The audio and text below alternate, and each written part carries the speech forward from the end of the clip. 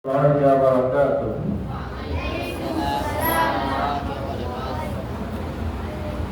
الحمد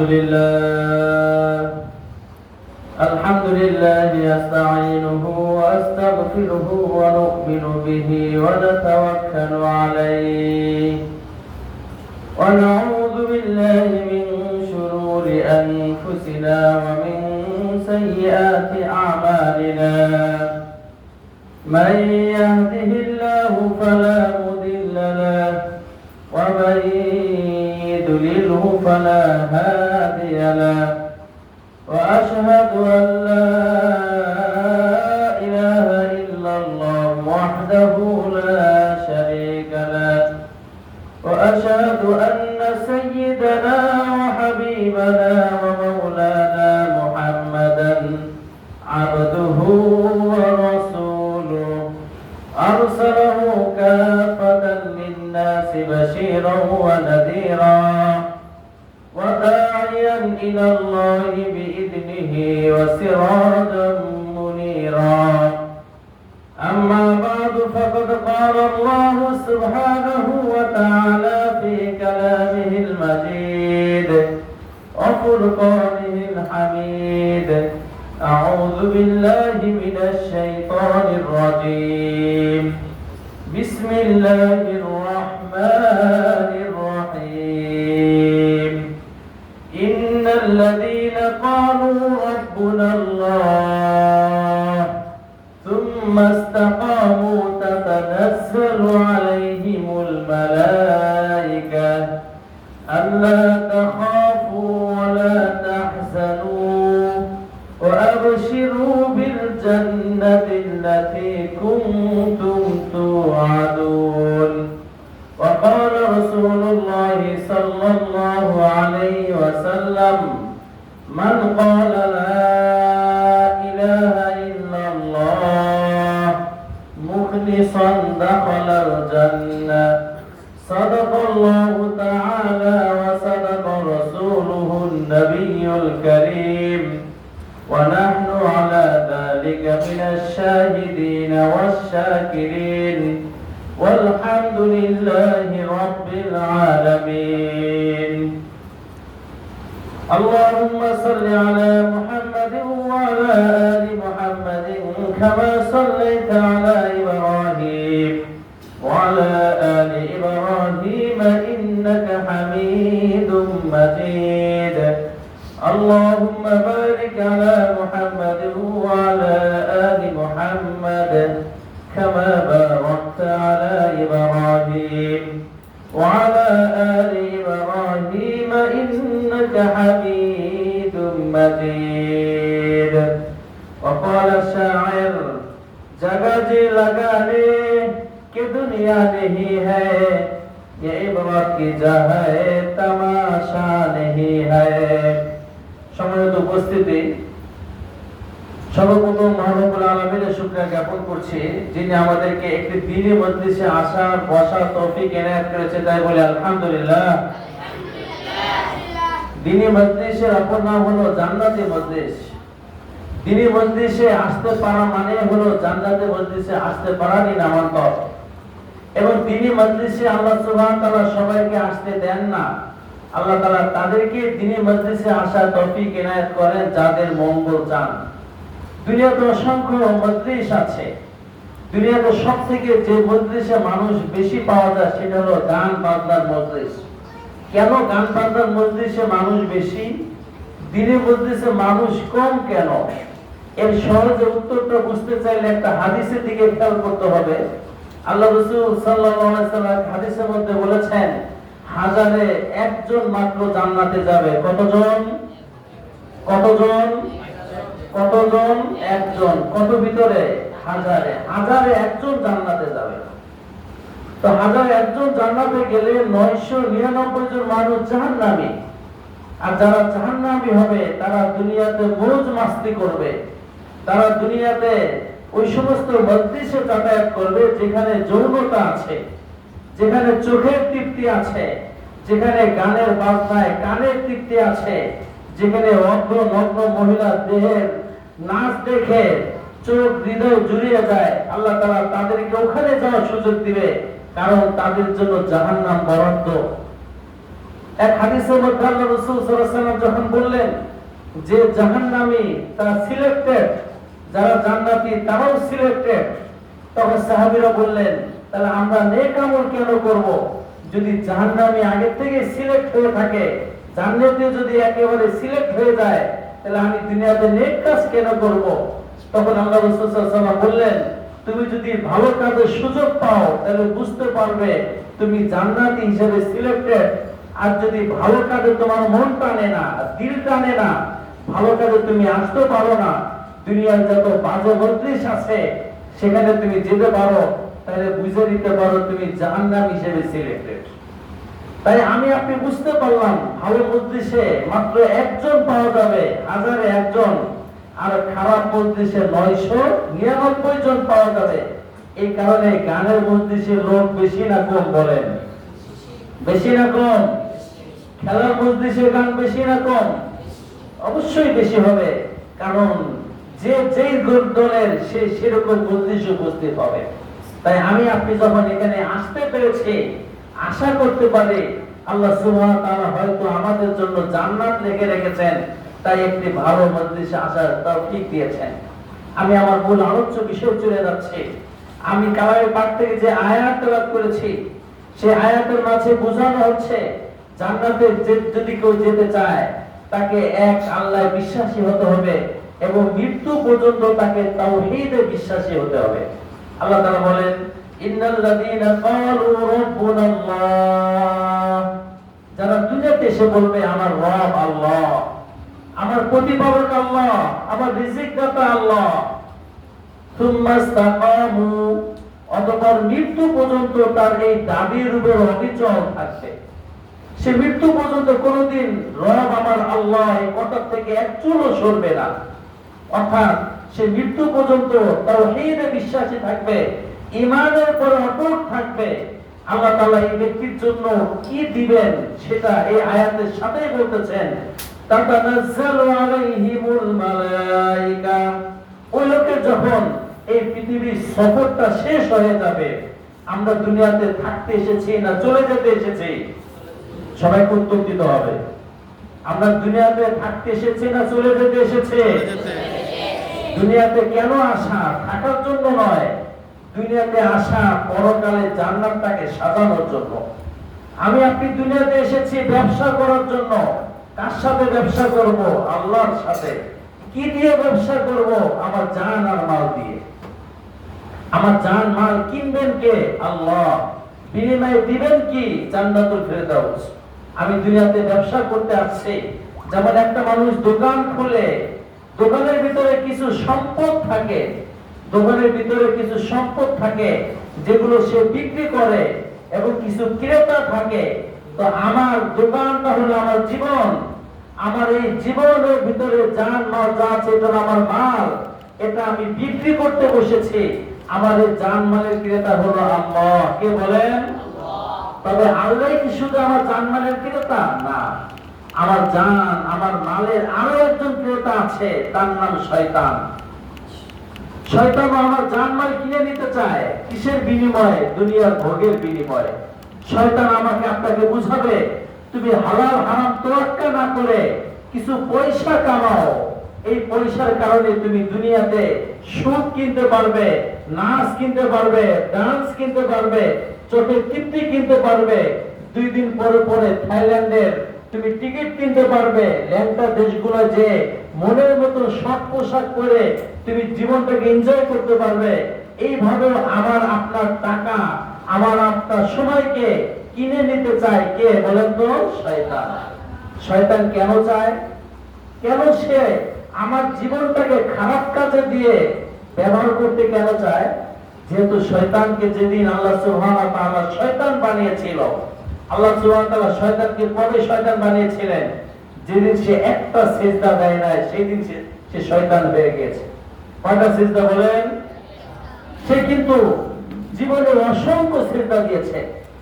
বলা হয় শয়তান হওয়ার আগে যে পরিমাণ ইবাদত বন্দেগী করেছে, যে পরিমাণ আল্লাহকে সিজদা দিয়েছে, যদি সমস্ত সিজদাকে বিছিয়ে দেওয়া হয় তাহলে পুরো পৃথিবী বেষ্টিত হয়ে যাবে তার সিজদা দিয়ে। এবং সে আল্লাহর কখনো নাফরমানি করে নাই, কিন্তু একটা মাত্র সিজদা যেদিন তাকে সিজদা দিতে বলা হয়েছিল, আল্লাহ সুবহানাহু ওয়া তাআলা আদম আলাইহিস সালামকে বানানোর পরে যখন সমস্ত ফেরেশতাদেরকে এবং ওখানে ইবলিস শয়তান উপস্থিত ছিল বললেন তোমরা সবাই আদমকে সিজদা দাও, সেদিন সমস্ত ফেরেশতারা সিজদা দিয়েছিল, ইবলিস ছাড়া। কে ছাড়া? ইবলিস সিজদা দেয়নি। আল্লাহ তাআলা বললেন আমা মানাকা তাসজুদা, হে ইবলিস তুমি কেন সিজদা দিলে না? তোমার সিজদার প্রতিবন্ধকতা কি ছিল? তুমি তো এখানে উপস্থিত, আমি যখন সিজদা দিতে বলেছি সিজদা দেওয়ার অর্ডার তো তোমার উপরও ছিল, তুমি সিজদা দান কেন দাওনি? সে তখন অহংকার করে বলেছিল খলাকতানি মিন নার ওয়া খলাকতাহু মিন তিন, আমাকে বানিয়েছেন আগুন দিয়ে আর তাকে বানিয়েছেন মাটি দিয়ে। আগুন শ্রেষ্ঠ আর মাটি তুচ্ছ, একজন শ্রেষ্ঠ বস্তু তুচ্ছকে সিজদা দিতে পারে না। আল্লাহ তাআলা বলল আমি অর্ডার করেছি তোমাকে সিজদা দিতে, তুচ্ছ না তুচ্ছ তোমার দেখার কথা ছিল না, তুমি কেন সিজদা দাও নাই? তুমি আজকে থেকে মালউন হয়ে গেলে, ইবলিস হয়ে গেলে, তুমি আজকে থেকে অভিশপ্ত হয়ে গেলে। বলেন তো শয়তান হয়েছিল কয়টা সিজদা না দেওয়ার কারণে? এর আগে অসংখ্য সিজদা দিয়েছে। এই জন্য আমরা বলি যে সমস্ত ভাইরা নামাজ পড়েন না একটু ভেবে দেখেন, একটা সিজদা যদি না দেওয়ার কারণে শয়তান হয়ে যায়, তাহলে প্রত্যেক ওয়াক্তে নামাজে আমি কাজা করার কারণে কতটা সিজদা আমি না দিয়েছি, তাহলে আমার অবস্থাটা কোথায়? এই কারণে তো আমাদের নবী সাল্লাল্লাহু আলাইহি ওয়াসাল্লাম বলেছেন যে ব্যক্তি নামাজ ছেড়ে দেয় সে মুসলমান থাকে না। আল ফারকু বাইনাল ইসলামি ওয়াল কুফরি আস-সালাহ, নামাজের মাঝে আর একজন কাফেরের মাঝে, মুসলিমের মাঝে কাফেরের মাঝে একটা নিদর্শন হলো, পার্থক্য হলো একজন নামাজ পড়ে আর একজন নামাজ পড়ে না। নামাজ পড়ে না সে তো মুসলমানের কাতার থেকে দিন দিন বের হতে হতে একসময় ডিলেট ভার্সনে চলে যায়। সবাই তো হাজিরিন, তো শয়তান মাত্র একটা সিজদা না দেওয়ার কারণে শয়তান হয়ে গিয়েছিল।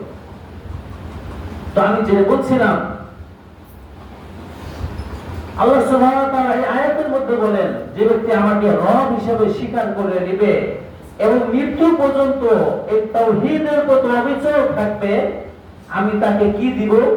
আল্লাহ তাআলা বলেন যেদিন তার এই দুনিয়া থেকে বিদায় নেওয়ার সময় আসবে, সে তো পুরো লাইফটাই আমার সাথে ব্যবসা করেছে। কার সাথে? আমাকে কার সাথে ব্যবসা করতে হবে বলেন? কার সাথে? আল্লাহর সাথে আমাকে কি বেচা কিনা করতে হবে? আমার জান এবং মাল, আমার জান এবং আমার মাল আল্লাহর সাথে বেচা কিনা করতে হবে। জান কি হবে বেচা কিনা করব? আল্লাহর বিধান অনুযায়ী জানটাকে খরচ করব। পাঁচ ওয়াক্ত নামাজ কারো পড়তে মন চায় না, কিন্তু মনের উপরে প্রেসার দিয়ে করতে হয়। গুনাহ কেউ ছাড়তে মন চায় না, কিন্তু মনের উপরে প্রেসার দিয়ে ছাড়তে হয়। এটার মানে হলো আমি আল্লাহর সাথে ব্যবসা করে যাচ্ছি। যাকাত দিতে হবে, আল্লাহর সাথে ব্যবসা করতেছি। ইনকামটাকে হালাল পথে করতে হবে, আমি আল্লাহর সাথে ব্যবসা করতেছি। আমি দেখতে পেলাম আজকে আমি যদি সুদি কারবার করি আমি রাতারাতি কোটিপতি হয়ে যাচ্ছি। আর যদি আমি হালাল ভাবে খেতে চাই তাহলে আমি রাতারাতি হব না, হয়তো আমার কোটিপতি হতে 2 বছর লাগবে। আর সুদি কারবারে গেলে আজকে হয়ে যাব। ওই সময় আমি সুদি কারবারকে ছেড়ে দিয়ে হালাল কারবার করা মানেই হলো আমি আমার আল্লাহর সাথে অর্থনৈতিক লেনদেন চালিয়ে যাচ্ছি। এই কাজগুলো যারা করবে, আল্লাহ তাআলা বলেন ঈমানের সাথে এই সমস্ত নেক আমল যারা করবে, আমি মৃত্যুর সময় যখন তার এই দুনিয়া থেকে বিদায় নেওয়ার সময় চলে আসবে, আমি সর্বপ্রথম ফেরেশতা দিয়ে তাকে অভ্যর্থনা জানাবো। ফেরেশতারা বলবে, আল্লাহ তাআলা বলেন তাতানাজ্জালু আলাইহিমুল মালায়েকা, যেদিন তার দুনিয়া থেকে যাওয়ার সময় আসবে ফেরেশতারা তাকে গাড়া বনার দেওয়ার জন্য নেমে আসবে। এসে বলবে আপনি সম্মানিত ব্যক্তি। আপনারা দেখেছেন যখন কোন মুক্তিযোদ্ধা মারা যায় তাকে গাড়া বনার দেওয়ার জন্য পুলিশরা আসে। তো আমি আপনি যখন মারা যাবো ঈমানের সাথে মারা গেলে আল্লাহ তাআলা আমাকে আপনাকে গাড়া বনার দেওয়ার জন্য ফেরেশতা পাঠাবে। এবং তারা এসে কি বলবে? মানুষ যখন দুনিয়া থেকে যায় তখন তার মাথায় 2টা পেরেশানি থাকে। এক হলো আমার এই ছেলে সন্তান, আমার সম্পদ যেগুলো রেখে যাচ্ছি এগুলোর কি হবে।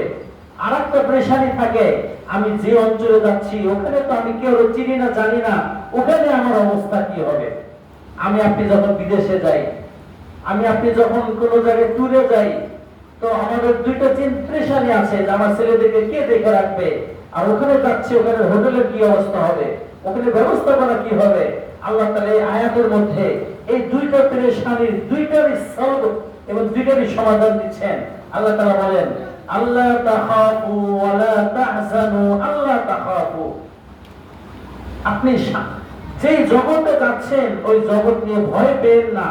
আপনার জন্য তো ওখানে 5 স্টার হোটেল বরাদ্দ। আপনি সারা জীবন যে কাজগুলো করেছেন, আপনি শুধুমাত্র যেতে দেরি আপনার জন্য জান্নাতের দরজা খুলে যাবে। আপনাকে গ্রহণ করার জন্য হাজারো মানুষ ফুলের তোরণে দাঁড়িয়ে আছে। একজন প্রেসিডেন্ট যখন বিদেশ সফর থেকে দেশে আসে, এয়ারপোর্টে তাকে বরণ করার জন্য যখন হাজার হাজার মানুষ থাকে, তখন তার কি ভালো লাগে না খারাপ লাগে বলেন? ভালো লাগে। তো ওই ব্যক্তিকে বলতে আল্লাহ তাআলা বলবেন, তুমি যে দেশে যাচ্ছ, যে জগতে যাচ্ছ, তোমাকে বরণ করার জন্য হাজারো মানুষ আছে, হাজারো ফেরেশতা আছে, এবং তুমি যাদেরকে রেখে যাচ্ছ ওলা তাহজানু, এদেরকে নিয়ে দুশ্চিন্তা করো না। তোমার সম্পদ, তোমার সন্তানদেরকে আল্লাহ তাআলা দেখে রাখবে। সম্মানিত হাজিরিন, এই যেখানে একটা মানুষ মারা যাওয়ার সময় ফেরেশতাদের গার্ড অফ অনার পাবে এবং পরবর্তীতে জান্নাত পাবে, সত্য কি? যারা দুনিয়াতে এসে বলবে আমার রব আল্লাহ, এবং মৃত্যু পর্যন্ত এই কথা অবিচল থাকবে। মৃত্যু পর্যন্ত এই কথা অবিচল থাকার মানে হলো সে সারা জীবন তার ঈমানটাকে ঠিক রেখেছে। এখন ঈমান কাকে বলে এবং ঈমানের স্তম্ভটা কি, এটা হলো আমাদেরকে খুব ভালো করে জানতে হবে। ঈমান বলা হয় মানুষের অন্তরের বিশ্বাসটাকে বলা হয় ঈমান। বলেন, মানুষের অন্তরের দৃঢ় বিশ্বাসটাকে বলা হয় ঈমান, যে না এই জিনিসটা এমনই। এবং ঈমানের স্তম্ভ হলো 7টা। কয়টা? 7টা ঈমানের স্তম্ভ। যে 7টার কোন একটা যদি আমাদের মধ্যে না থাকে, তাহলে আমার ঈমানের স্তম্ভ নষ্ট হয়ে যাচ্ছে, আমি বেঈমান হয়ে যাব। সেই স্তম্ভটা কি কি? আমরা ছোটবেলায় যে কালেমা পড়েছি, ওই কালেমার মধ্যে আছে আমানতু বিমালাইকা, আমানতু বিল্লাহি ওয়া মালাইকাতিহি ওয়া কুতুবিহি ওয়া রুসুলিহি ওয়াল ইয়াউমিল আখিরি ওয়াল কদরি খাইরিহি ওয়া শাররিহি মিনাল্লাহি তাআলা ওয়াল বাসি বাদাল মাউত, ওয়াল বাসি বাদাল মাউত। এখানে 6টা জিনিসের কথা বলা হয়েছে। এই 6টা বিশ্বাস ঈমানের আরকান বা স্তম্ভ। এই যে একটা আমরা রুম দেখতে পাচ্ছি, এই রুমের স্তম্ভ আছে মাত্র 4টা।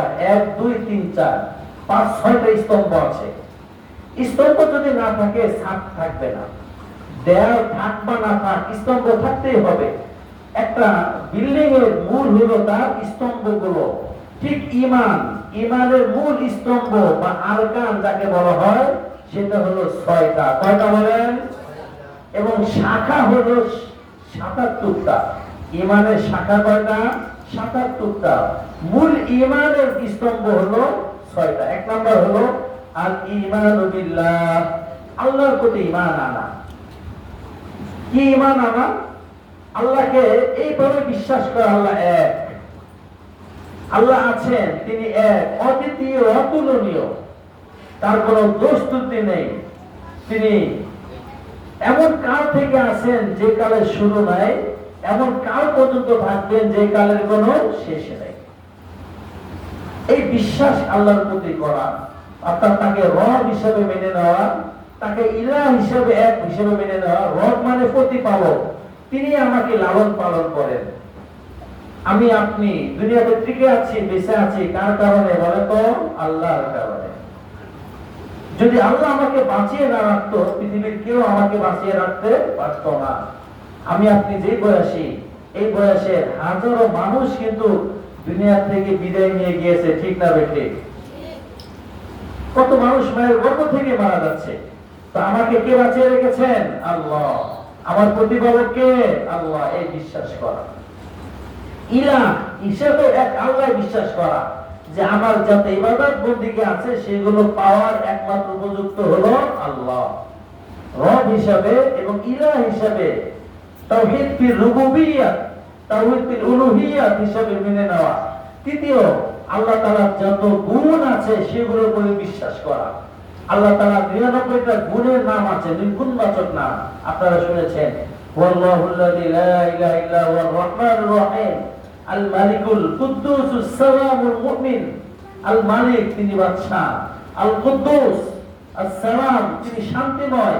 এরকম আল্লাহ তাআলার যে 99টা গুণ আছে, গুণবাচক নাম আছে, এগুলোর প্রতি বিশ্বাস করা।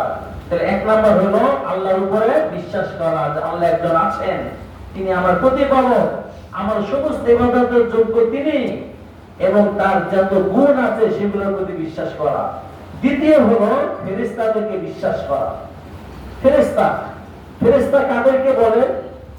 ফেরেশতাদেরকে আল্লাহ তাআলা বানিয়েছেন নূর বা আলো দিয়ে।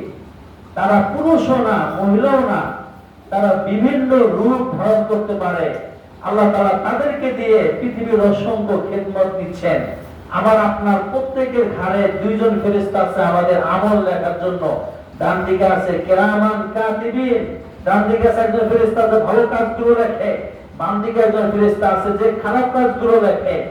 আমাকে আপনাকে আকস্মিক বিপদ থেকে বাঁচানোর জন্য আল্লাহ তাআলা 24 ঘন্টা আমাদের পিছনে আমাদের গার্ড হিসেবে, বডিগার্ড হিসেবে ফেরেশতা দিয়ে রেখেছেন। অসংখ্য ফেরেশতা দুনিয়াতে ঘুরে বেড়াচ্ছে।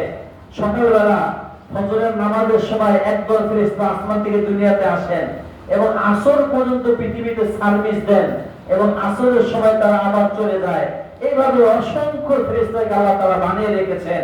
এবং ফেরেশতাদের মধ্যে 4 জন ফেরেশতা সবথেকে বড়, জিবরাইল, আজরাইল, মিকাইল, ইসরাফিল। জিবরাইল আলাইহিস সালাম তাকে আল্লাহ তাআলা বানিয়েছেন নবীদের কাছে ওহী নিয়ে যাওয়ার জন্য। আজরাইল আলাইহিস সালামকে বানিয়েছেন আমাদেরকে এই ভাঙাচোরা দুনিয়া থেকে নিয়ে জান্নাতে নিয়ে যাওয়ার জন্য।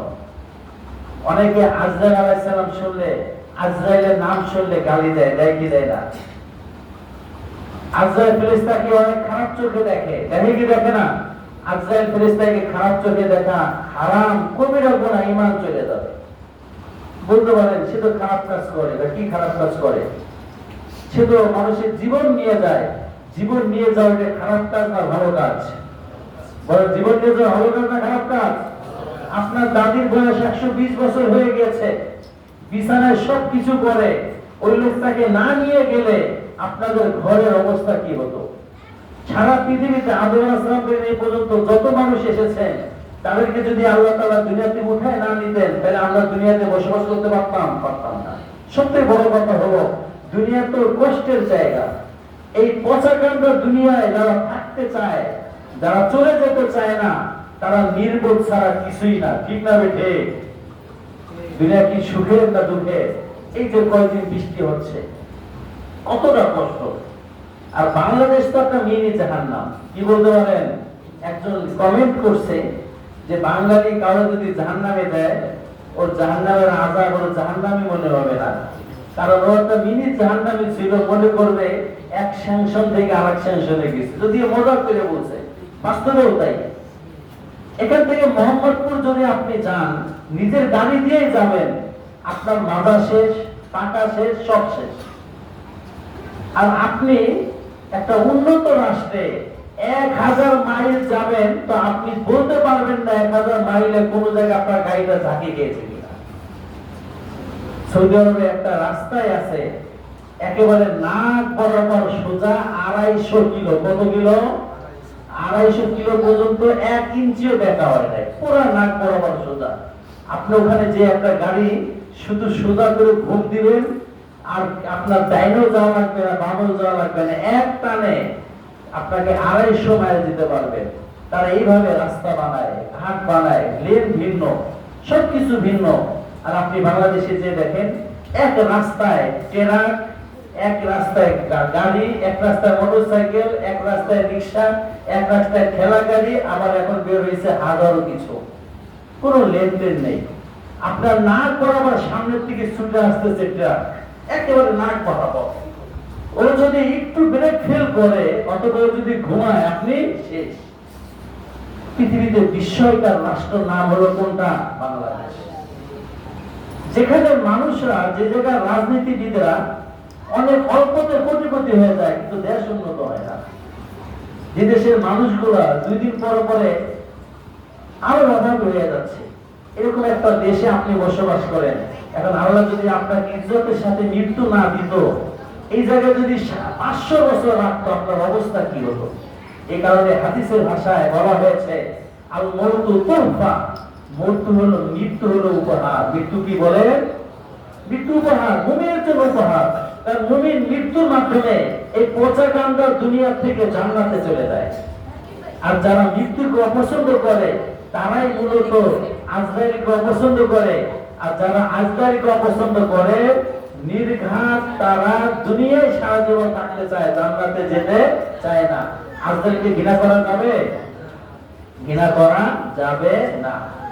দ্বিতীয়, আল্লাহ তাআলা বানিয়েছেন মিকাঈল আলাইহিস সালামকে, তাকে দায়িত্ব দিয়েছেন পৃথিবীর সমস্ত মানুষের রিজিকের ব্যবস্থা করা, তিনি বৃষ্টি দেন। চতুর্থ, আল্লাহ তাআলা বানিয়েছেন ইসরাফিল আলাইহিস সালামকে, তার দায়িত্ব হলো এই পৃথিবীটাকে ধ্বংস করে দেওয়া। যেমন নাকি আমেরিকা হাজার হাজার পারমাণবিক বোমা বানায় রাখছে, আল্লাহ তাআলা মিকাঈল আলাইহিস সালামকে বানিয়ে রেখেছে, তার হাতে একটা সিংহা দিয়ে রেখেছেন। ওনাকে যখন বলবে তুমি সিংহে ফু দাও, সাথে সাথে পুরো পৃথিবী খান খান হয়ে যাবে, ভেঙে চুরমার, কোনো মানুষ পৃথিবীতে থাকবে না, কোনো বস্তু থাকবে না, কিয়ামত হয়ে যাবে। এর 40,000 বছর পরে আল্লাহ সুবহানাহু ওয়া তাআলা আবার ওনাকে সিংহা ফু দিতে বলবেন। ওই দিন ফু দেওয়ার সাথে সাথে দুনিয়ার সমস্ত মৃত মানুষগুলো জীবিত হয়ে হাসরের ময়দানে উঠে যাবে এবং আল্লাহ সুবহানাহু ওয়া তাআলা বিশাল ডিসপ্লে করবেন এবং আদম আলাইহিস সালাম থেকে নিয়ে পৃথিবীর শেষ মানুষ পর্যন্ত সবার রেজাল্ট ঘোষণা করবেন। কি ঘোষণা করবেন বলেন? রেজাল্ট ঘোষণা করবেন। এবং আল্লাহ তাআলা রেজাল্ট ঘোষণা করে যারা জান্নাতি জান্নাতে দিয়ে দিবে, যারা জাহান্নামী জাহান্নামে দিয়ে দিবে। জান্নাতে দেওয়ার পরে জান্নাতের মুখা লাগাই দিবে, জান্নাতে দেওয়ার পরে জান্নাতের গেট লক করে দিবে। এরপরে আল্লাহ তাআলা বলবেন জান্নাতীদেরকে যত বড় এনজয় করো, ওয়ালাকুম ফিহা মা তাশতাহি আনফুসুকুম ওয়ালাকুম ফিহা মা তাদউন। তোমাদের জন্য জান্নাতে আমি রেখেছি তোমার হৃদয় যা চায়, সবকিছু তোমাকে রেখে দিয়েছি। মানুষ ওখানে যাওয়ার পরে সর্বপ্রথম আল্লাহ তাআলা একটা মানুষকে 7 হাত বডি দিবেন। কয় হাত? 60 হাত একটা বডি, মাশাআল্লাহ। এই দুনিয়ার এই যে একটা 3.5 হাত বডি, তার এই হাত ইঞ্চি একটা জিহ্বা দিয়ে কি খাইবেন বলেন? কি খাইবেন? এতটুকু জিহ্বা দিয়ে একটা বড় একটা আস্ত মাছই তো একবারে স্বাদ পাওয়া যায় না। আটি বাজারের রসগোল্লা একটা জিহ্বার উপরে দিয়ে রাখার জায়গা হয় না, ঠিক না বেটি? একটা বড় রসগোল্লা একসাথে খাওয়া যায় না। আল্লাহ তাআলা যেন মজা করে একবারে বড় বড় জিনিস খেতে পারেন, একটা বডি দিবে। কত হাত বলেন? 60 হাত বডি দিবেন। চেহারাটা কত সুন্দর দিবেন, ইউসুফ আলাইহিস সালামের মতো চেহারা দিবেন। কার মতন? দুনিয়াতে আজকে ফেয়ার এন্ড লাভলি মারতে মারতে আপনার কাহিনী শেষ, কিন্তু সাদা তো হতে পারেন না। ওই জায়গায় আপনাকে ফেয়ার এন্ড লাভলি মাখা লাগবে না। আল্লাহ সুবহানাহু ওয়া তাআলা আপনাকে সর্বপ্রথম সৌন্দর্য দিবেন ইউসুফ আলাইহিস সালামের মতন। এরপরে প্রত্যেকটা মুহূর্তে মুহূর্তে সৌন্দর্য বাড়বে। আল্লাহ তাআলার সাথে দিদার করতে যাবে, দিদার থেকে ফিরে আসবে, এক একজনের চেহারা 2000 গুণ বৃদ্ধি পাবে। গেটে এসে নক করবে, তার স্ত্রী দরজা খুলে দিয়ে চিনতে পারবে না এত সুন্দর কিভাবে আপনি হয়ে গেলেন। ওই জান্নাতে যাওয়ার জন্য আল্লাহ তাআলা দুনিয়াতে আমাদেরকে দিয়েছেন। দুনিয়ার এই পচা গান্দা ফেয়ার এন্ড লাভলি আর এই সমস্ত দুর্গন্ধযুক্ত মহিলাদের পিছনে ছোটার জন্য আল্লাহ তাআলা জান্নাতের জন্য আমাদেরকে দুনিয়াতে পাঠিয়েছেন। তাহলে 2 নাম্বার, ফেরেশতাদের উপরে বিশ্বাস করতে হবে যে একজন ফেরেশতা আল্লাহ তাআলা বানিয়েছেন। তৃতীয় হলো সমস্ত আসমানি কিতাবের উপরে বিশ্বাস করতে হবে। আল্লাহ তাআলা ইতিপূর্বে প্রায় 104 খানা কিতাব পাঠিয়েছেন। কয়টা? কত? 104টা আসমানি কিতাব। সর্বপ্রথম আসমানি কিতাব দিয়েছেন আদম আলাইহিস সালামকে এবং সর্বশেষ আসমানি কিতাবের নাম হলো কোরআন। এবং সবথেকে বড় বড় 4টা আসমানি কিতাব দিয়েছেন তাওরাত, জবুর, ইনজিল, কোরআন। ইতিপূর্বে যত আসমানি কিতাব এসেছে তার প্রতি বিশ্বাস করতে হবে যে না, আল্লাহ আসমান থেকে কিতাব দিতে পারেন। আসমান থেকে কি দিতে পারেন? সম্মানিত হাজির, এটা অনেকে বিশ্বাস করে না। এই কোরআনকে অনেকে আল্লাহর দেওয়া কোরআন মনে করে না, মনে করে মনে হয় সৌদি আরবে লিখছে। কেউ মনে করে এটা আল্লাহ রাসূল বানিয়েছে। যারা মনে করে এই কোরআন আল্লাহ তাআলা সরাসরি পাঠিয়েছেন, এটা যারা বিশ্বাস করে না তারা কাফের। তারা কি বলেন? কাফের। আল্লাহ তাআলা আমাদেরকে গাইড করার জন্য, আমাদের সুন্দর পৃথিবী উপহার দেওয়ার জন্য আল্লাহ তাআলা আসমানি কিতাব পাঠিয়েছেন, এটা বিশ্বাস করতে হবে। এবং 4 নম্বর যেটা বিশ্বাস করতে হবে, আর ঈমান বির রাসূল, ইতিপূর্বে আল্লাহ তাআলা অসংখ্য নবী রাসূল পাঠিয়েছেন, প্রায় 2.5 লাখ 2 লাখ আরো বেশি নবী রাসূল পাঠিয়েছেন। এই সমস্ত নবী রাসূলের প্রতি ঈমান আনতে হবে। এবং সর্বপ্রথম নবীর নাম কি? আদম আলাইহিস সালাম। বলেন, আমার দিকে তাকান। সর্বপ্রথম নবীর নাম কি? এবং সর্বশেষ নবীর নাম কি? এই ইতিপূর্বে যত নবী এসেছেন সবার প্রতি ঈমান আনতে হবে যে তারা আল্লাহর পক্ষ থেকে আমাদের কাছে দূত ছিলেন, তারা মানুষ ছিলেন, কেউ অবতার ছিল না, দেবতা ছিল না। নবীদেরকে দেবতা মনে করা, অবতার মনে করা, আল্লাহর প্রতিচ্ছবি মনে করা যে আল্লাহ আসমানে, আল্লাহ দুনিয়াতে আপনি নবী, নাউজুবিল্লাহ, এগুলো হিন্দুদের বিশ্বাস। এগুলো করলে তার ঈমান হয়ে যাবে। নবীদের ভাবে বিশ্বাস রাখতে হবে তারাও আমাদের মতো মানুষ ছিলেন, তবে আল্লাহ তাআলা তাদেরকে নির্বাচন করেছেন আমাদের কাছে তার বাণী পৌঁছানোর জন্য। এবং 2 লাখ 2.5 লাখ অসংখ্য নবী রাসূল দুনিয়াতে এসেছে, সবার প্রতি ঈমান আনতে হবে। 5 নম্বর ঈমান আনতে হবে পরকালের দিবসের প্রতি, যে এই দিন নয়, এই পৃথিবী আসল পৃথিবী নয়, আমাকে দুনিয়া থেকে চলে যেতে হবে, পরকাল আছে। কি আছে? আল্লাহ তাআলা বলেন, ওয়ামাল হায়াতুদ দুনিয়া ইল্লা মাতা ওয়া ইন্নাদ দারাল আখিরাতা লাহিয়াল হায়াওয়ান। ওয়ামাল হায়াতুদ দুনিয়া, দুনিয়ার জীবন হলো মাতা। মাতা তুচ্ছ, পৃথিবীর জীবন একটা তুচ্ছ জীবন। এই জীবনের কোনো গ্যারান্টি নেই। আছে এখানে আমরা যারা বসে আছি, কারো কি তার লাইফ গ্যারান্টি আছে? আছে কেউ? কেউ লাইফ গ্যারান্টি নেই। 1 মিনিটেরও নাই রে ভরসা। যিনি আজ জীবিত, একটু পরে সে মৃত। আর মৃত্যু এমন একটা জিনিস, এমন একটা চির সত্য জিনিস, যেটাকে অস্বীকার করার মতো কোনো ক্ষমতা নাই। আল্লাহ তাআলা বলেন, ইদা জাআ আজালুহুম লা ইস্তাখিরুনা সাআতাও ওয়া লা ইস্তাকদিমুন। যখনই তোমার মৃত্যু এসে যাবে, 1 সেকেন্ড আগেও আসবে না, 1 সেকেন্ড পরেও আসবে না। তুমি যেই হও না কেন, তুমি পুরো পৃথিবীর বাদশা হলেও মৃত্যু ঠেকাতে পারবে না। পুরো পৃথিবীর বাদশা ছিলেন সুলাইমান আলাইহিস সালাম। কে বলেন? কে বলেন? সবাই বলেন। পুরো পৃথিবীর বাদশা। এবং ওনার মতন বাদশা কেউ যায়নি। তিনি মানুষের বাদশা ছিলেন, জিনের বাদশা ছিলেন, সমস্ত পক্ষী পাখি বাদশা ছিলেন, এবং সমস্ত পাখিরও ভাষা বুঝতেন। সেই সুলাইমান আলাইহিস সালাম পৃথিবীর শ্রেষ্ঠ জায়গা, শ্রেষ্ঠ কাজ তথা মসজিদ নির্মাণ করতেছিলেন, বাইতুল মুকাদ্দাস। কিন্তু যখনই আল্লাহ সুবহানাহু ওয়া তাআলা তার কাছে আজরাইলকে পাঠালেন যে সুলাইমানকে বলো তার হায়াত শেষ, সে বানাচ্ছে মসজিদ, পৃথিবীর সেরা বাদশা, অথচ তার মৃত্যু সময় যখন চলে এসেছে তাকে সময় দেওয়া হয়নি। সে ওইভাবে দাঁড়িয়ে আছে, দিন দিয়ে বিশাল মসজিদ বানাচ্ছে, তার প্রাণটাকে নিয়ে যাওয়া হয়েছে। তার আমি আপনি কোথায়? আমাকে আপনাকে যেতেই হবে। এবং মারা যাওয়া মানে কি আমি finish, I am finish after death. এই যদি বিশ্বাস করেন আমি মারা গেলাম মানে আমি ফিনিশ হয়ে গেলাম, না, আমি আপনি মারা গিয়েছি, ফিনিশ হয়নি। আমি আপনি মারা গিয়েছি মানে দুনিয়ার পরীক্ষার মেয়াদ শেষ করে আমি এখন কবর জগতে যে অপেক্ষা করতেছি আমার আমল নামা দেখার জন্য। এসএসসি পরীক্ষার পরে 3 মাস টাইম থাকে আমল নামা বের হওয়ার। ঠিক আমি আপনি মারা যাওয়ার পরে কবরে আমাকে শুয়ে থাকতে হবে হাসরের অপেক্ষায়। আর হাসরের অপর নাম হলো রেজাল্ট ঘোষণার দিন। কিসের দিন বলেন? ওই দিন রেজাল্ট ঘোষণা করা হবে, কে জান্নাতি কে জাহান্নামী। ঘোষণা আসবে, আব্দুল্লাহ সেলা, আব্দুল্লাহ জান্নাতি। সে খুশিতে বারবার হয়ে যাবে। ঘোষণা আসবে অমুকের ছেলে অমুক জান্নাতি, সে খুশিতে বাগবাগ হয়ে যাবে। আরেকজন নামে ঘোষণা আসবে অমুকের ছেলে অমুক জাহান্নামী, সে তো নারাজ হয়ে যাবে আর বলবে আরে আমি তো আমেরিকার বাদশা ছিলাম, আমি কিভাবে জাহান্নামী। আর ও যার ব্যাপারে জান্নাতের ঘোষণা করা হয়েছে ও তো দুনিয়ার ফকির ইবনে ফকির ছিল। আল্লাহ তাআলা বলবেন দুনিয়াতে কি ছিল ডন্ট মেটা, কোনো দেখার বিষয় না।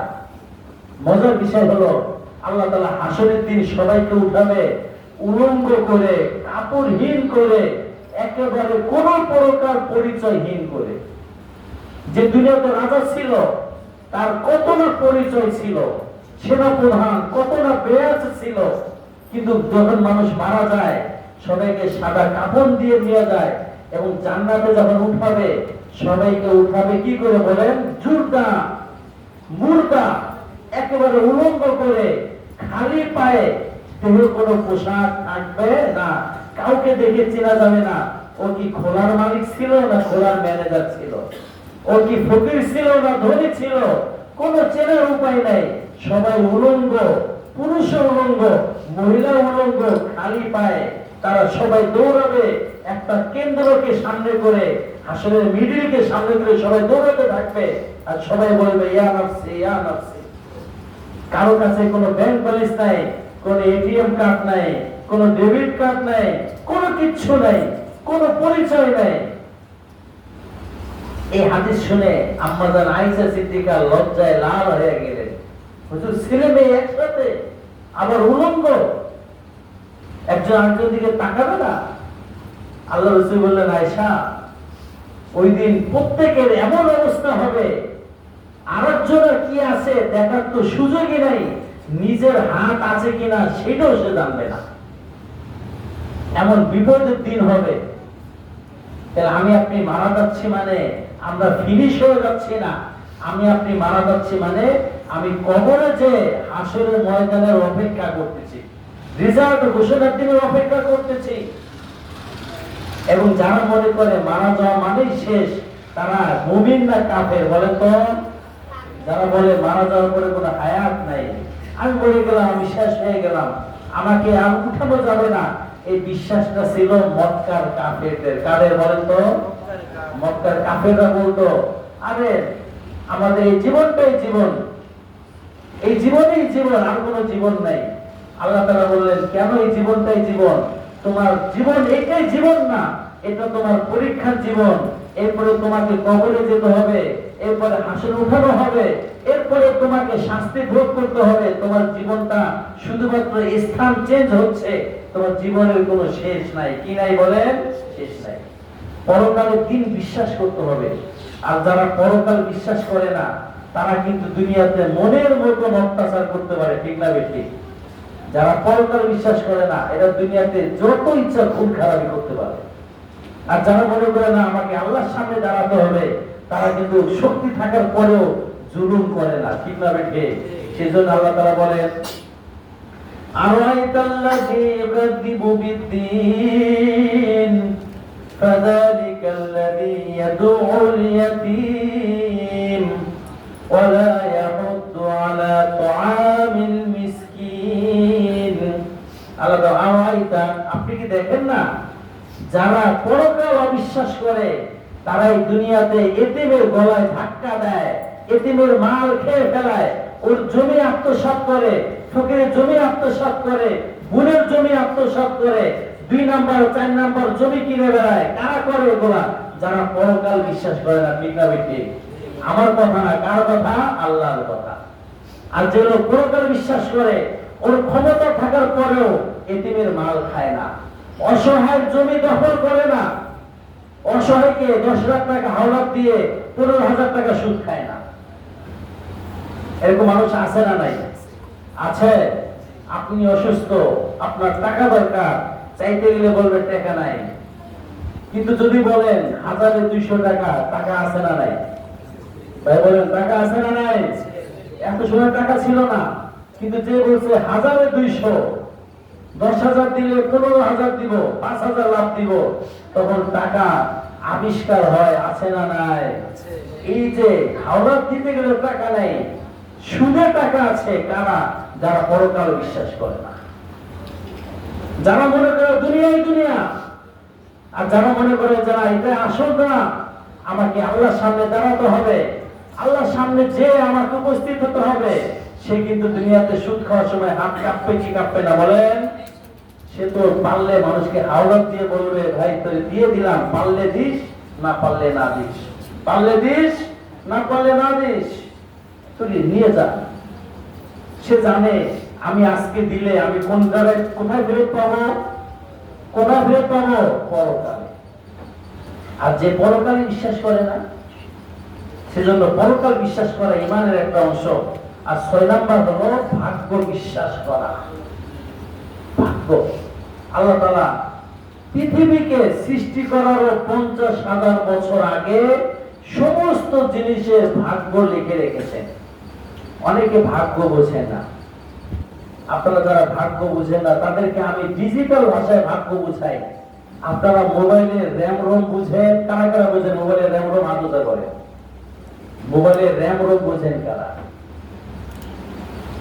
যে মোবাইলের র্যাম 2 জিবি সে কিন্তু 4 জিবির কাজ করতে পারবে না, পারবে? হ্যাঁ, আপনার মোবাইলের র্যাম 2 জিবি, আপনি এমন একটা অ্যাপস ডাউনলোড দিতে পারবেন না যেটা 4 জিবি। দিতে গেলে ও বলবে dot allow for your device, আপনার ডিভাইসের জন্য এটা এলাও না, কারণ এই অ্যাপসটা 4 জিবি আর আপনার মোবাইলের ক্ষমতা মাত্র কয় জিবি? 2 জিবি। ঠিক এমনই ভাবে আল্লাহ তাআলা আমার আপনাকে সৃষ্টি করার আগে আমাদের মধ্যে কিছু লিমিটেশন দিয়ে দিয়েছে, যে এই লোক এই পরিমাণ খাইতে পারবে, এর বেশি খাইতে সে পারবে না, এই পরিমাণ লম্বা হবে, এই পরিমাণ সে ভাগ্যবান হবে। এরকম আল্লাহ তাআলা কি দিয়ে দিয়েছেন? লিমিটেশন দিয়ে দিয়েছেন। একটা মোবাইলে যেরকম লিমিটেশন দেওয়া থাকে, এই যে 56 জিবি, 56 জিবির বেশি ডাউনলোড দেওয়া যাবে? আরে ভাই বলেন, দেওয়া যাবে? তো আল্লাহ তাআলা আমাকে আপনাকে একটা লিমিটেশন দিয়ে দিয়েছে, এর বাইরে আমি দুনিয়া কামাইতেই পারবো না, আমার ওই র্যামই নাই। সহজে বুঝছেন কি বুঝেন নাই? একটা মোবাইলের যেমন র্যাম রোম দেওয়া আছে, আমারও জন্মগতভাবে কামাই দেখা বুদ্ধি শুদ্ধিরতা জীবনত কে দিয়ে দিয়েছে? আল্লাহ দিয়ে দিয়েছে। এর বাইরে আমি করতে পারবো না। সেজন্য দেখবেন অনেকে খালি হাতে গিয়েছিল সৌদি আরব, আসছে সোনার জুতা পরে। অনেকে গিয়েছিল বস্তা ভরা টাকা নিয়ে সৌদি আরব, আসছে পলিথিন হাতে নিয়ে। ঠিক না বেঠিক? কারণ কি? আল্লাহ তাআলা তার কপালে লিখে রাখে নাই। সেজন্য আল্লাহ রাসূল সাল্লাল্লাহু আলাইহি ওয়াসাল্লাম বলেন, তুমি যদি সারা পৃথিবীতেও ঘোরো, তোমার আমলনামায় যেটা লেখা নাই সেটা কেউ তোমাকে দিতে পারবে না, এবং তোমার ভাগ্যে যেটা লেখা আছে কেউ ছিনিয়ে নিতে পারবে না। আমরা যে 5 ওয়াক্ত ফরজ নামাজের একটা দোয়া পড়ি, আল্লাহুম্মা লা মানিয়া লিমা আতাইত, এটা ভাগ্যরই একটা অর্থ। আল্লাহুম্মা লা মানিয়া লিমা আতাইত, হে আল্লাহ আপনি আমার জন্য যা বরাদ্দ দিয়েছেন পৃথিবীর কোনো বড় শক্তি এটাকে ঠেকিয়ে রাখা, এবং আপনি আমাকে যা দেন নাই সেটা দেওয়ার মতো পৃথিবীতে কোনো বড় শক্তি নাই। এক হাদিসের মধ্যে আল্লাহ রাসূল সাল্লাল্লাহু আলাইহি ওয়াসাল্লাম বলেন, হে অমুক, পৃথিবীর সবাই যদি এক জায়গায় জমা হয় তোমাকে উপকার করার জন্য, উপকার করতে পারবে না আল্লাহ না চাইলে। আর সবাই যদি তোমাকে ক্ষতি করার জন্য এক জায়গায় জমা হয়, এক চুলও ক্ষতি করতে পারবে না যদি আল্লাহ না চায়। বলে সুবহানাল্লাহ। তাহলে মানুষের ভয় পেয়ে লাভ আছে? আল্লাহ বলে মানুষ ভয় পেয়ে লাভ আছে? কাকে ভয় পাবেন? কেন নেতারে ভয় পাবেন? আপনার নেতা আপনাকে এক চুল উপকার করতে পারবে না আল্লাহ না চাইলে, এক চুলও ক্ষতি করতে পারবে না কে না চাইলে। তাই লিঙ্ক ভালোবাসা হওয়া চাই কার সাথে? আল্লাহর সামনে সিজদা দেন, আল্লাহর সামনে সিজদাটা দেন। যদি কেউ আপনার বিপক্ষে খাটে তার জন্য আল্লাহ যথেষ্ট হয়ে যাবে। ঠিক না ঠিক? আপনি আল্লাহর সাথে লিঙ্ক করেন, আপনার বিপক্ষে যত মানুষ যাবে এদেরকে সাহায্য করার জন্য কি যথেষ্ট? কে যথেষ্ট? ইন্না আউলিয়া আল্লাহ। এক হাদিসের মধ্যে আছে যে দুনিয়াতে যারা ওলি আল্লাহ হয়, ওলি হয়, তাদের বন্ধু হলো আল্লাহ। আর আল্লাহ যার বন্ধু তাকে ক্ষতি করতে পারবে? একটা ঘটনা লিখছে, একজন আল্লাহওয়ালা মানুষ, সিরাজ ফাটা জামা গায়ে দেওয়া, সে হেঁটে যাচ্ছে, তার সাথে পিছনে একজন ব্যক্তি বউ নিয়ে হেঁটে যাচ্ছে। হঠাৎ মনে করলো এই লোকটা এখন দেখতে হুজুর মানুষ, এর একটু মস্করা করলে আমার বউ আনন্দ পাবে। অনেকে থাকে না, গরিব মানুষের চটকানা দিয়ে নিজের শক্তি প্রকাশ করতে চায়, আছে না নাই? কারে চটকানা দিয়ে, গরিবদের চটকানা দিয়ে নিজের পাওয়ার দেখায়। সেও মনে করলো এই লোকটা তো সিরা ফাটা জামা গায়ে দেওয়া, এটা যদি একটা চটকানা দেয় তাহলে আমার বোর কাছে আমার দাম বাইরে দেব। আমি দেখছো কেমন মানুষের চটকানাও দিতে পারে, দিছে এক চটকানা, কিন্তু জানে না এই গায়ে জামা ছেঁড়া হতে পারে, কিন্তু এর সম্পর্ক হট কালেকশন আল্লাহর সাথে। চটকানা দিতে দেরি, একটু দূরে যাইতে দেরি, ওই লোকের মুখ দিয়ে রক্ত বের হওয়া শুরু হয়ে গেছে, জায়গায় ডেড বডি। আর ওই মহিলা চিৎকার দিয়ে উঠছে। ওই লোকটা চলে গিয়েছিল অনেক দূর, ওই আল্লাহওয়ালা পিছনে তাকায় দেখে রাস্তায় শুয়ে পড়ছে, মারা গেছে। কাছে এসে বলল, আমি তো প্রতিশোধ দিতে চাই নাই, কিন্তু আমার বন্ধু ছাড় দেয় নাই। আমি প্রতিশোধ দিতে চাই নাই, কিন্তু আমার বন্ধু ছাড় দেয় নাই। আমার বন্ধু মানে কে? আল্লাহ ছাড় দেয় নাই। সেজন্য আমি বলি, যতই পাঞ্জার শক্তি দেখাইতে চাও, পাবলিকের সাথে দেখাও, কোন আল্লাহ আলেমের সাথে না। তার হট কালেকশন আল্লাহর সাথে। তুমি হয়তো দুনিয়া থেকে মাইনাস হয়ে যেতে পারো। এই জামানায় অসংখ্য মানুষ আছে যারা আলেমের সাথে বেয়াদবি করার একদিন পরে মাইনাস হয়ে গেছে। আমি নাম বলবো না, অনেকে চিনে ফেলবেন। আমাদের মুফতি সাহেবের সাথে বেয়াদবি করলো পাওয়ারফুল একজন ব্যক্তি, একদিন পরে একেবারে টাকরা যুবক মানুষ, বাপের কোনো অভাব নাই, রিয়েল এস্টেটের মালিক, পরের দিন শুনি মাগরিবের সময় ডেড হয়ে গেছে। এরকম অসংখ্য ঘটনা এখনো আছে। তাই আমি যদি আল্লাহর বন্ধু হই, তাহলে সারা পৃথিবী আমার জন্য আর কেউ দরকার নেই, কারো তোয়াজ করার দরকার নাই। পুরো পৃথিবী আপনার তোয়াজ করবে, পুরো পৃথিবী আপনার তোয়াজ করবে। আর আপনি যদি মানুষের পিছনে ঘোরেন, তাহলে আল্লাহকে ছেড়ে দিয়ে আপনি ঘুরতে ঘুরতে আপনার সব শেষ হয়ে যাবে। সম্মানিত হাজিরিন, এই 6টা জিনিসের নাম হলো ঈমানের স্তম্ভ। কি কি আবার বলছে? আল্লাহকে বিশ্বাস করা, ফেরেশতা বিশ্বাস করা, ইতিপূর্বে সমস্ত আসমানি কিতাবগুলোকে বিশ্বাস করা, সমস্ত নবীদেরকে বিশ্বাস করা, এবং পরকাল আছে, ওখানে আমাকে দাঁড়াতে হবে, পাই টু পাই হিসাব দিতে হবে, এই বিশ্বাস করা। এবং আমার ভাগ্য লিপিবদ্ধ, আমার ভাগ্য আছে, ভাগ্য অ্যাকচুয়ালি এদিক সেদিক করা সম্ভব না, এটাও বিশ্বাস করতে হবে। যখনই ভাগ্যে সবকিছু লেখা আছে, তাই আমাদের কাজ হলো বিপদ থেকে বাঁচার জন্য চেষ্টা করব, এরপরও বিপদ এসে গেলে ধৈর্য ধরবো, ঠিক না বেটি? আবার কোনো কিছু অর্জনের জন্য চেষ্টা করবো, এরপরে যদি পেয়ে যাই তাহলে আল্লাহকে শুকরিয়া জানাবো। কাকে শুকরিয়া জানাবো? আমার কাজ হলো এটাই, পেয়ে গেলেও আল্লাহকে শুকরিয়া, না পাইলেও ধৈর্য ধরা। হতাশ হওয়া যাবে না, কারণ আল্লাহ আমাকে যা দিয়েছে তা মঙ্গলময় ছিল, যা দেননি তা আমার জন্য মঙ্গলময় ছিল না। এটা না জানার কারণে এই এলাকার কত যুবক গলায় দড়ি দিয়ে মরে গেছে, শুধুমাত্র একজনের সাথে প্রেম করছিল, পাবে না দেখা, ঠিক না বেটি? আছে না নাই?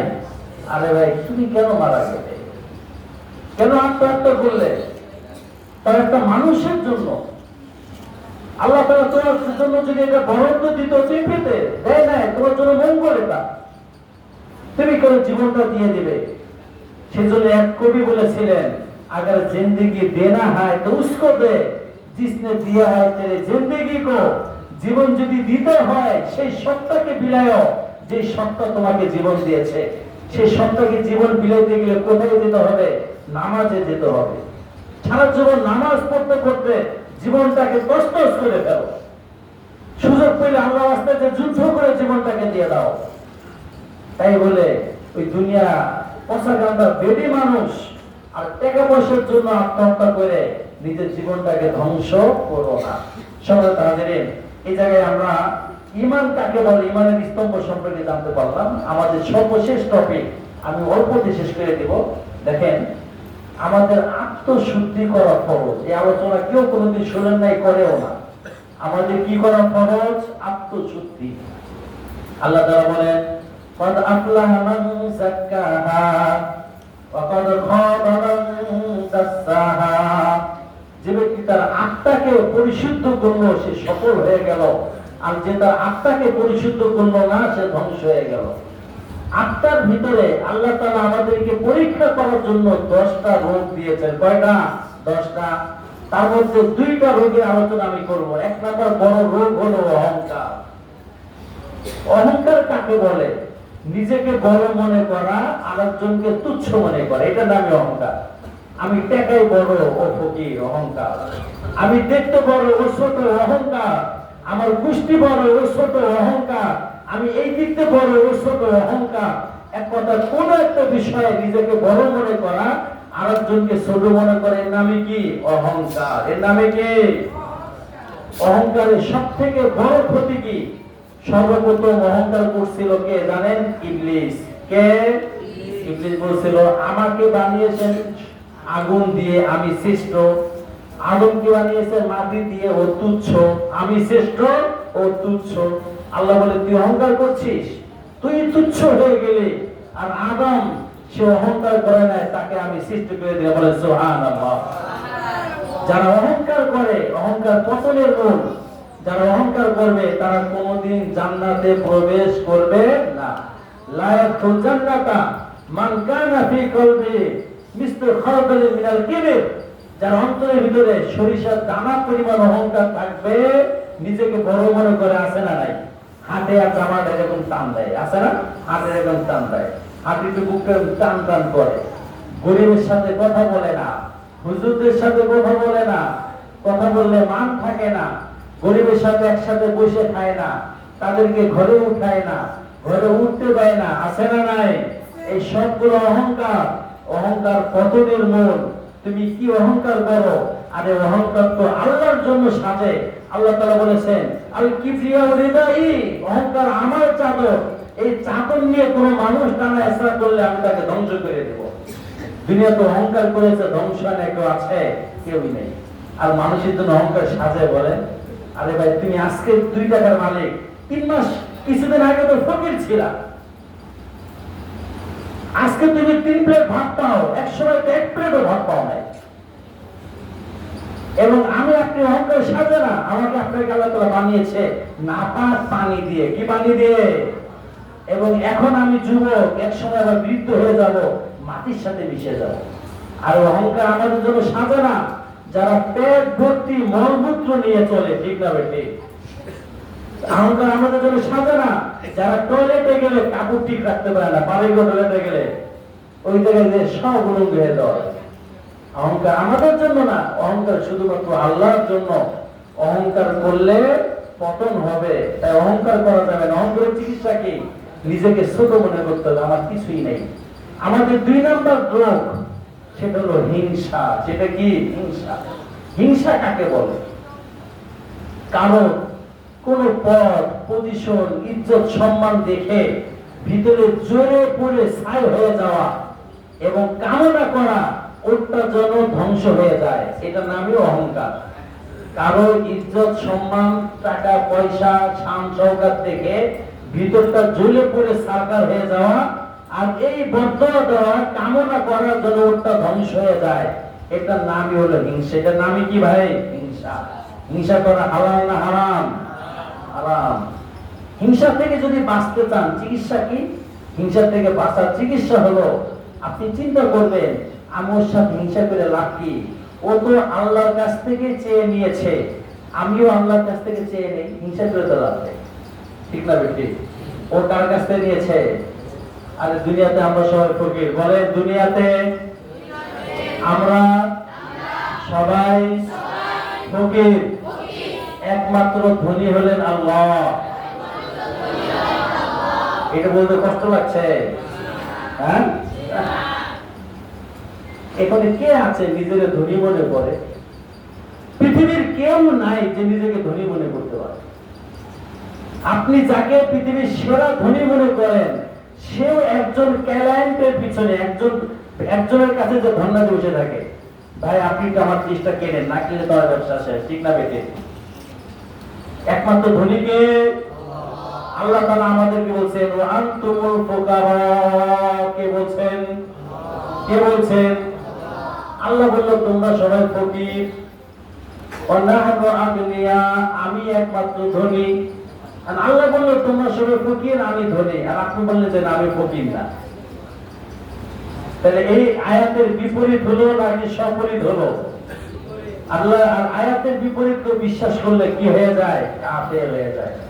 সেজন্য নিজেকে ফকির বলতে হবে। আল্লাহ তাআলা নিজে বলেছেন আনতুম ফুকারা, তোমরা সবাই ফকির, একমাত্র আমি আল্লাহ ধনী। এবার আল্লাহ রাসূল কি বলতে জানেন? আল্লাহ রাসূল দোয়াটার প্যাটার্নটা দেখে। আল্লাহ রাসূল বলেন আল্লাহুম্মা আনা আবদুক ওয়াবনু আবদিক ওয়াবনু আমাতিক নাসিয়াতি বিয়াদিক। হে আল্লাহ, আমি তোমার দাস। কে বলতেছেন? আল্লাহ রাসূল বলতেছেন আমি তোমার দাস। ওয়াবনু আমাতি ওয়াবনু আবদিক, তোমার দাসের সন্তান। আমি নিজে দাস, তোমার দাসের সন্তান। ওয়াবনু আমাতিক, তোমার দাসীর সন্তান। নাসিয়াতি বিয়াদিক, আমার ভাগ্য তোমার হাতে। আল্লাহ বলেন আমি আপনার দাস, আমি দাসীর সন্তান, দাসের সন্তান। আমি ফকির, আমি মিসকিন, আপনি একমাত্র ধনী, আপনি একমাত্র দাতা। আমার কিচ্ছু নাই, আপনি ছাড়া আমার কিচ্ছু নাই। এটা ছিল আল্লাহ রাসূলের ভাষা, যিনি ছিলেন আল্লাহর পরে পৃথিবীতে সবথেকে সম্মানিত, সবথেকে শক্তিশালী ব্যক্তি। আর আমি হলাম ফকির, একটু ফকির, নিজেরও ফকির মনে করতে পারি না, নিজের অনেক কিছু মনে করি। ঠিক না বেঠে?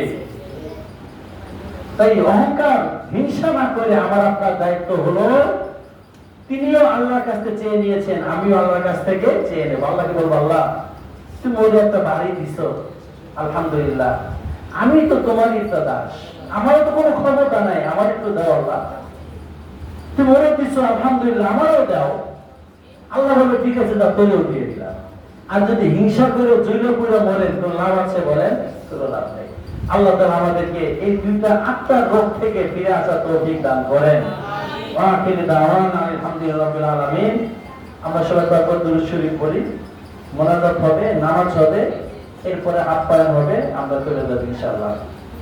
আল্লাহুম্মা সাল্লি আলা মুহাম্মাদিন ওয়া আলা আলি মুহাম্মাদ কামা সাল্লাইতা আলা ইব্রাহিম ওয়া আলা আলি ইব্রাহিম ইন্নাকা হামিদুম মাজিদ। আলহামদুলিল্লাহি রাব্বিল আলামিন। আসসালাতু ওয়াসসালামু আলা সাইয়্যিদিল মুরসালিন। ربنا ظلمنا أنفسنا وإن لم تغفر لنا وترحمنا لنكونن من الخاسرين। আই মালিক, দীর্ঘ সময় তিনি আলোচনা শুনেছি আল্লাহ। আল্লাহ যেগুলো আপনি আমাকে দিয়ে বলিয়েছেন এই সবগুলোর মুহতাজ আমি, সমস্ত কথার মানজা আমি নিজেই। আই মালিক, সর্বপ্রথম আপনি আমাকে আমল করার তৌফিক দান করেন এবং শ্রোতা মণ্ডলী যারা আছে সবাইকে আমল করার তৌফিক দান করেন। আই মালিক, যে কথাগুলোর ভিতরে ভুল ত্রুটি হয়ে গিয়েছে আপনি মার্জনা করে দেন এবং কবুল ও মঞ্জুর করে নেন। এখানে বসাটাকে আপনি কবুল ও মঞ্জুর করে নেন। এর বসার উসিলা করে জীবনে জানা অজানা সমস্ত গুণাগুলোকে আপনি মাফ করে দেন। আমাদের পিতা মাতা, নানা নানি, দাদাদের যে আত্মীয় স্বজন যারা কবরে চলে গেছে সবার গুণাকে মাফ করে দেন। সবার কবরকে জান্নাতুল ফেরদাউসের বাগান বানায় দেন। জীবনদাসে যত ভুল করেছিলেন মাফ করে দিয়ে পরকালের সেরা নাচ নেওয়া তাদেরকে আপনি দান করেন। আর বলা দুনিয়াতে হয়তো তারা সুখ শান্তি পায় নাই, আপনি পরকালে তাদের সুখ শান্তি দিয়ে ভরপুর করে দেন। আপনি আমাদের সন্তানদেরকে কবুল ও মঞ্জুর করে নেন। আপনি আমাদের যোগ্যতাকে কবুল ও মঞ্জুর করে নেন।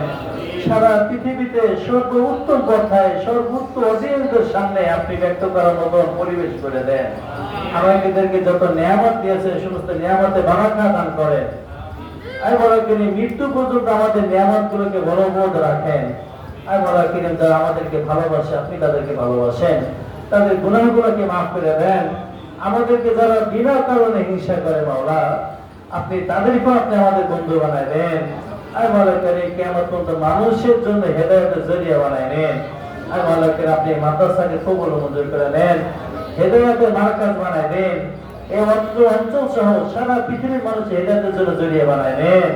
এই মাদ্রাসায় যত মানুষ খেটেছে, খেটে যাচ্ছে, যারা শুরু লগ্ন থেকে এ পর্যন্ত মাদ্রাসা প্রতিষ্ঠা লগ্ন থেকে পর্যন্ত টাকা দিয়ে, শ্রম দিয়ে, পরামর্শ দিয়ে এগিয়ে নিয়ে যাচ্ছে, নিয়ে যাবে, সবাইকে আপনি কবুল ও মঞ্জুর করে নেন, সবাইকে আপনি মাফ করে দেন। বিশেষ করে মাদ্রাসা যারা প্রতিষ্ঠা করেছিলেন মাওলা, আমাদের বাবুল কোম্পানি সেবার আব্বাজান খায়ের মাদ্রাসা দুনিয়াতে চলে গিয়েছে, তাকে আপনি মাফ করে দেন। আমাদের হাবিব সাহেবের আব্বাজান তিনিও চলে গিয়েছে, তাকেও মাফ করে দেন। আর মাওলা করিম আমাদের মাদ্রাসার অন্যতম প্রতিষ্ঠাতা হযরত আলী মেম্বার সাহেব জীবিত আছেন, তার জীবনে আপনি বারাকা দান করেন, তার জীবনে প্রত্যেকটা মুহূর্তে খায়ের বরকত দিয়ে ভরপুর করে দেন। তিনি এখনো মাদ্রাসার জন্য নিবেদিত প্রাণ, মাদ্রাসার জন্য এখনো খেটে যাচ্ছেন, এখনো তিনি মাদ্রাসা উন্নয়নের জন্য সবসময় স্বপ্ন দেখেন। তাকে আপনি কবুল ও মঞ্জুর করে নেন। তার সন্তানদেরকে দিনদার মুত্তাকি পরেজগার আমলওয়ালা বানায় দেন। তার সন্তানদের রিজিকে বরকত দিয়ে দেন। আর মালাকে আমাদের সমস্ত কমিটিদেরকে আপনি কবুল ও মঞ্জুর করে নেন। আর মালা কারীম এখানে যত ছাত্র আছে আল্লাহ সবাইকে কবুল ও মঞ্জুর করে নেন। একটা ছাত্র যেন মাহরুম না হয় মালিক, সেই ব্যবস্থা আপনি করেন। আর মালা কারীম তারা আমাদের কাছে আমানত, আপনি আমানত রক্ষা করার তৌফিক আপনি আমাদেরকে দান করেন। আর মালা কারীম আপনি আমাদেরকে মাফ করে দেন, আমাদের দোয়াগুলোকে কবুল ও মঞ্জুর করে নেন। সুবহান রাব্বিকা রাব্বিল ইজ্জাতি আম্মা ইয়াসিফুন ওয়া সালামুন আলাল মুরসালিন ওয়ালহামদুলিল্লাহি রাব্বিল আলামিন। আমিন। আমরা নামাজে দাঁড়িয়ে যাই।